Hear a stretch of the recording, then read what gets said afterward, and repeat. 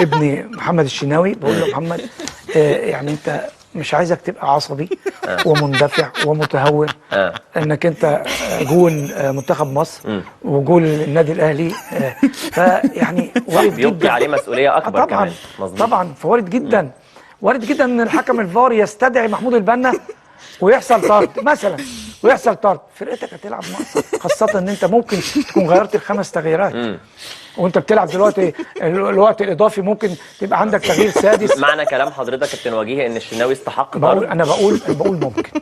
طب في انا بقول حالتنا ممكن بتاعت امبارح محمد الشناوي المفروض يستحق الانذار. انذار. ليه انذار مش طرد؟ ليه؟ ها. لان محمد راح بيزق في البط، ما يضربش في الوش. بتقيموها ازاي دي؟ لا، هناك فرق بين الضرب الضرب والضرب والزق. بس هو بركبته في ظهر اللاعب اللي كان شبه ملقى لو انا يعني انا بتكلم انه شكلها يخض شويه. لا، اللي هو المفروض كمان يستحق الانذار كمان. ايوه، علي معلول. علي معلول، ان هو اللي بدأ الصفعه. علي معلول دي برضو انذار مش طرد؟ لا، علي معلول انذار. انذار.